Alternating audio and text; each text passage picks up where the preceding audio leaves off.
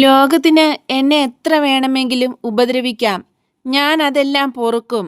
എന്തെന്നാൽ ഈ ഭൂമിയിൽ വരുന്നതിനും അതിനെ രക്ഷിക്കുന്നതിനും എനിക്ക് എൻ്റെ അമ്മയുണ്ടായിരുന്നു. എളിമയുള്ള അവൾ ലോകത്തിൻ്റെ രാജ്ഞിയാണ്. എന്നാൽ ലോകം അവളെ അറിയുന്നില്ല. അവളിൽ കൂടിയാണ് ലോകത്തിന് നന്മ വന്നതെങ്കിലും ഭാവി ശതാബ്ദങ്ങളിൽ ഏറെ നന്മ വരാനിരിക്കുന്നത് എങ്കിലും ലോകം അവളെ അറിയുന്നില്ല. ഇതാ നാം ദേവാലയത്തിൻ്റെ മുമ്പിൽ എത്തിക്കഴിഞ്ഞു. യഹൂദന്മാരുടെ ആരാധനാക്രമം നമുക്കും പിന്തുടരാം.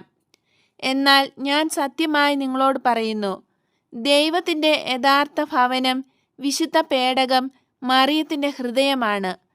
ആ ദേവാലയത്തിൻ്റെ തിരശ്ശീലയാണ് അവളുടെ ശരീരം. തിരശ്ശീലയിലെ ചിത്രവേലയാണ് അവളുടെ പുണ്യജീവിതം. അവർ ദേവാലയത്തിൽ പ്രവേശിച്ചു.